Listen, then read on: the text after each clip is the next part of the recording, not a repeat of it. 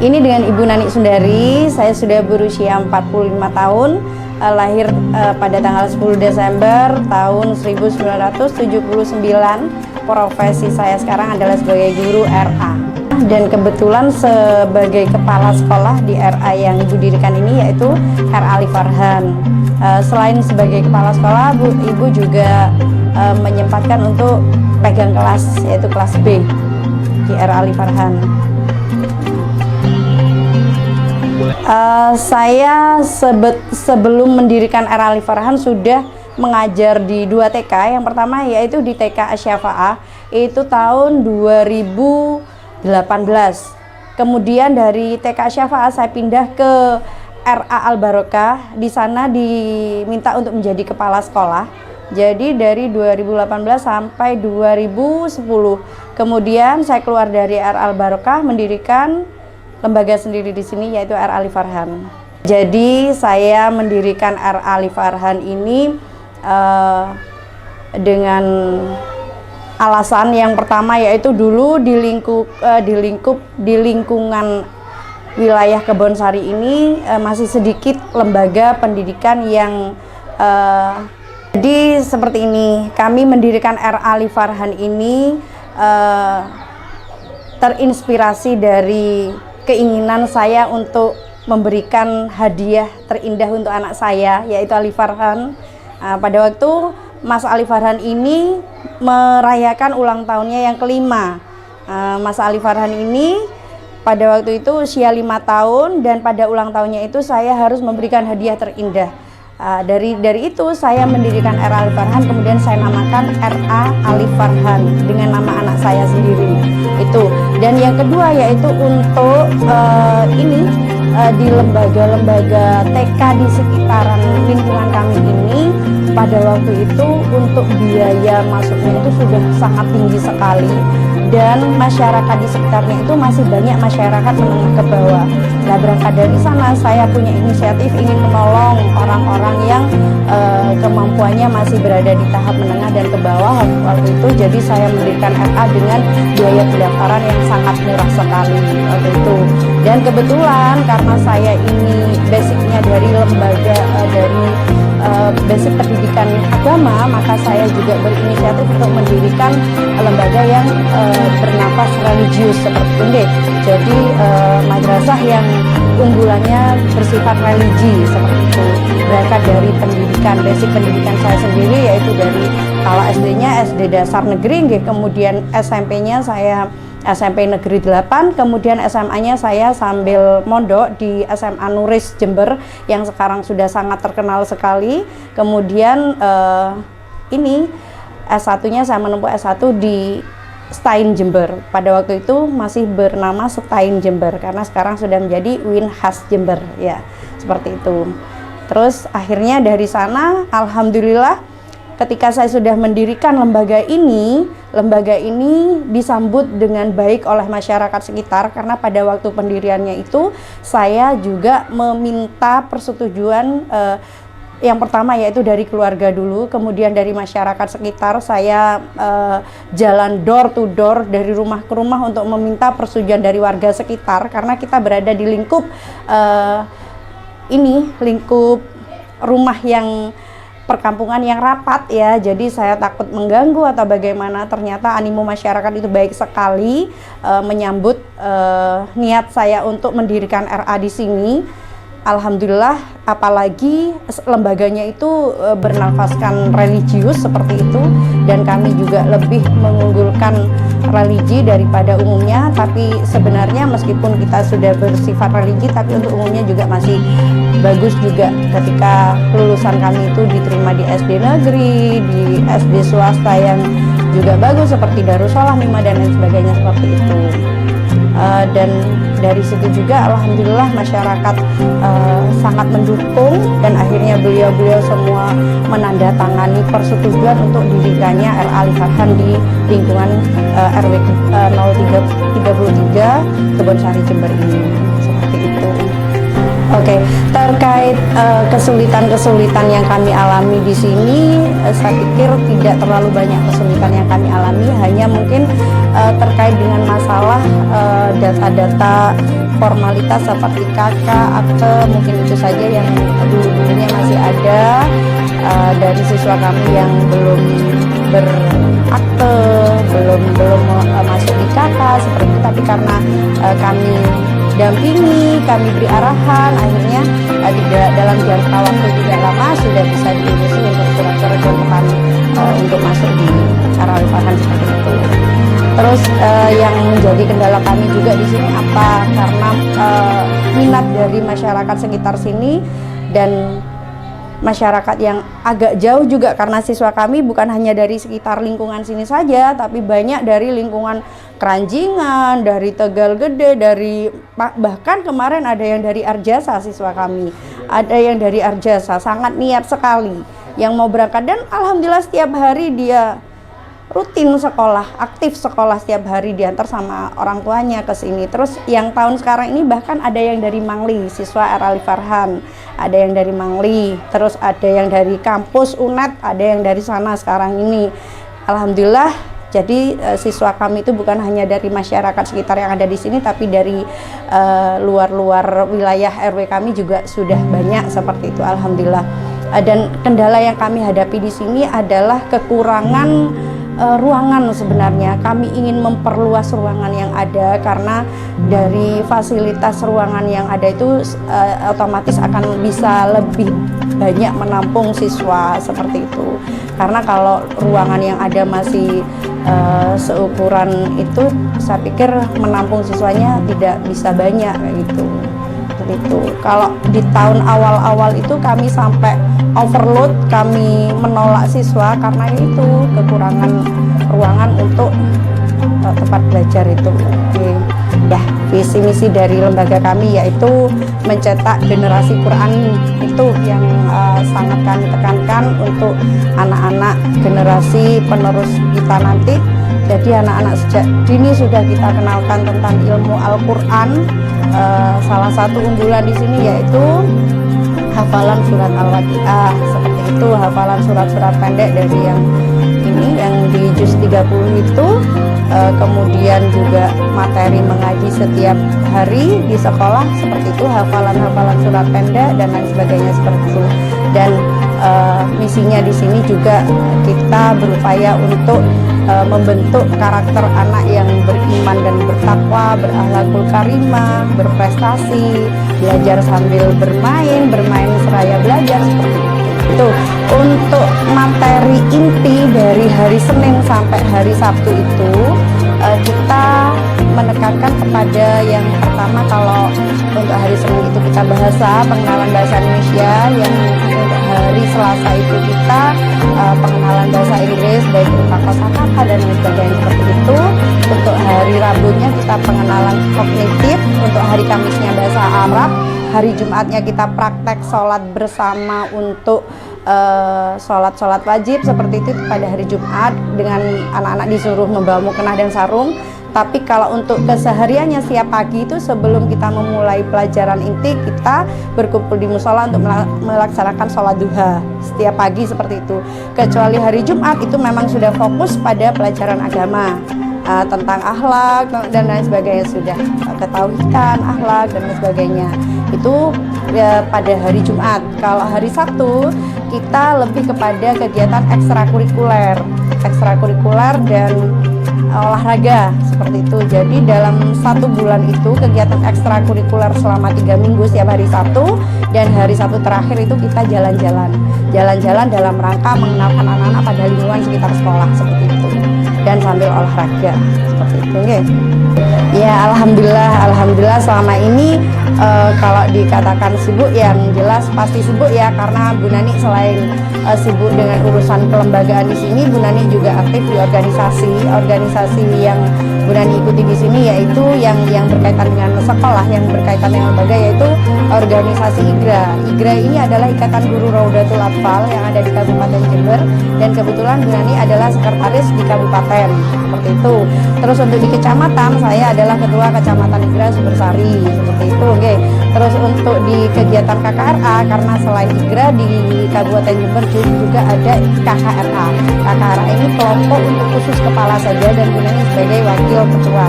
Untuk selain itu ada juga namanya KKGRA. KKGRA ini adalah perkumpulan guru-guru dan di situ Bu Nani sebagai anggota untuk di KKG-nya. Itu untuk mengatur semuanya itu alhamdulillah selama saya masih sehat, alhamdulillah dijalani dengan baik, alhamdulillah. Jadi meskipun Bu Nani mengajar, Bu Nani tetap sempatkan masak pagi setelah sholat subuh. Bu Nani masih masak, kemudian ya tetap bersih-bersih rumah seperti kalau sore gitu ya, karena setelah maghrib juga Bu Nani sebagai guru ngaji sama suami, jadi habis maghrib itu kita start dari sholat maghrib itu sampai sholat isya itu ngajari ngaji di musola. Jadi full setiap hari berkumpul dengan anak-anak kecil. Alhamdulillah diparingi sehat mungkin dari doa-doa mereka.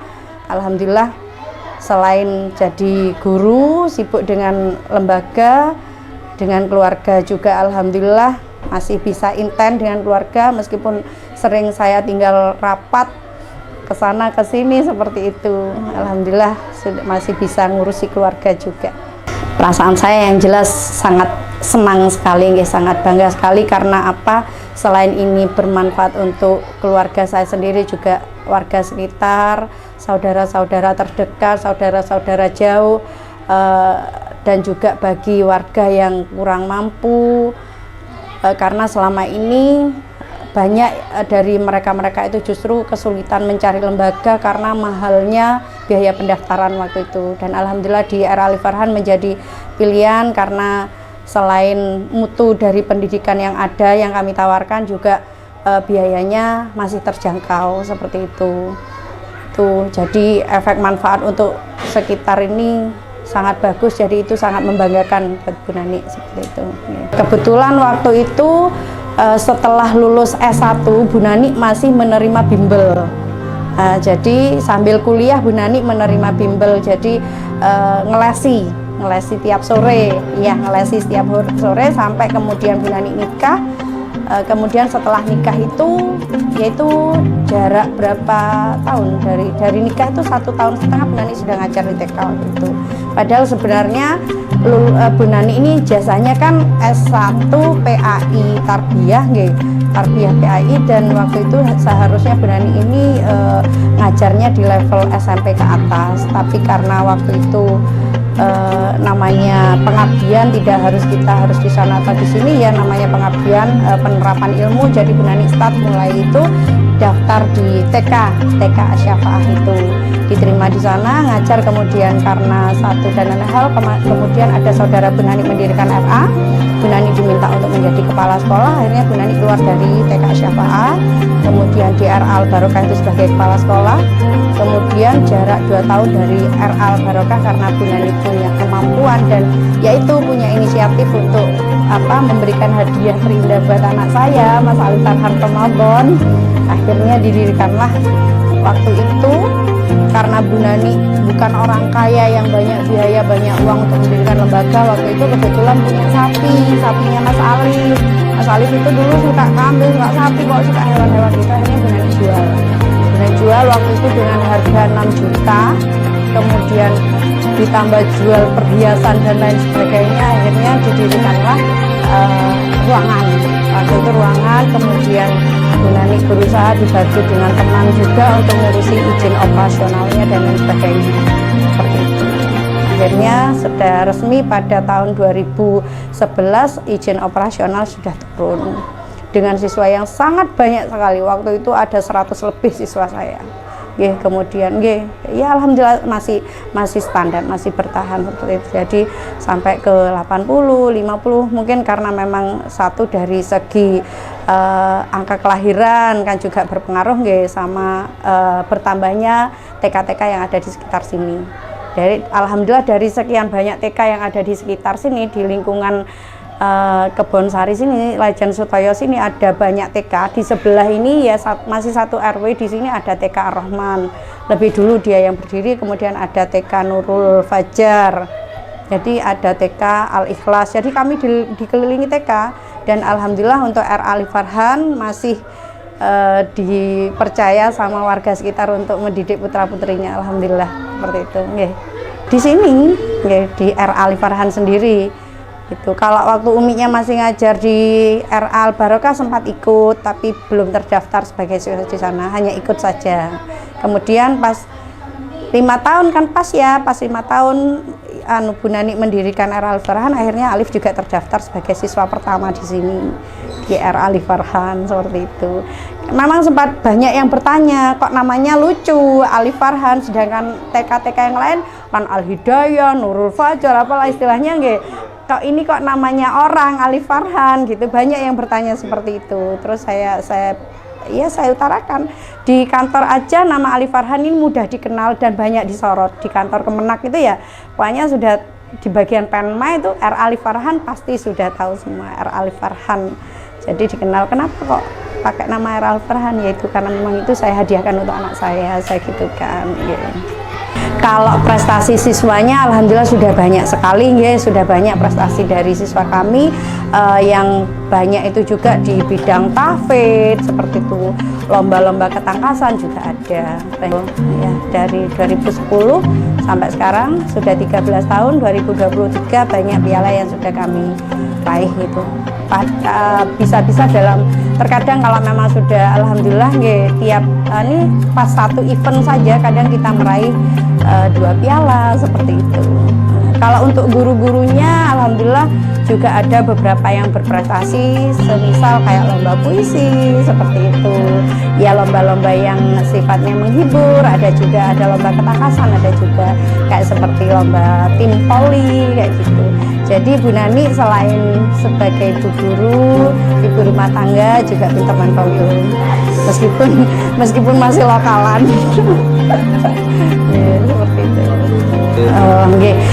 Kami dari awal kami mengajar, alhamdulillah kami diberi kesabaran. Alhamdulillah sama Allah kita selalu diberi kesabaran, karena kami komitmen kami selain niat untuk bekerja, kami niati bekerja itu untuk ibadah seperti itu. Jadi kami berangkat dari rumah, alhamdulillah meskipun ada banyak masalah yang kita hadapi, misalnya ada masalah keluarga atau apa, ketika sudah di depannya anak-anak, kami akan merasa sangat bahagia sekali, karena sedikit terlupakan masalah yang ada itu dengan tertawanya mereka, dengan teriakan-teriakan mereka. Dan kami juga berpikir insya Allah dari mereka ini besok-besok akan ada yang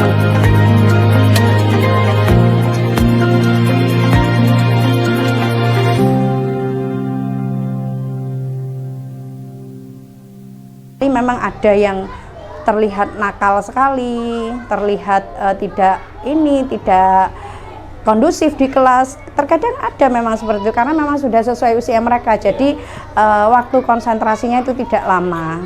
Jadi harus pintar-pintar gurunya menyikapi ketika di kelas misalnya ada kegiatan ice breaking gitu, nyanyi-nyanyi, tepuk-tepuk untuk mengembalikan konsentrasi mereka seperti itu. Jadi gini, untuk RA Ali Farhan ini awal dulu bermula gurunya itu ada 7 guru waktu itu.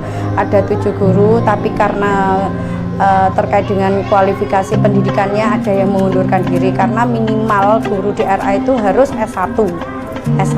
Dulu waktu belum ada perintah untuk linier, jadi masih S1 sembarang masih bisa ngajar untuk bisa masuk di data simpatika. Tapi untuk kebijakan baru untuk guru RA harus minimal S1 PAUD untuk yang sekarang. Jadi bagi yang belum linier, sekarang sudah ada program kuliah-kuliah yang bisa linier S1 PAUD dan seperti itu. Dan yang belum kuliah juga harus segera kuliah untuk ngajar di RA seperti itu. Dan sekarang di RA Ali Farhan ini ada 4 guru.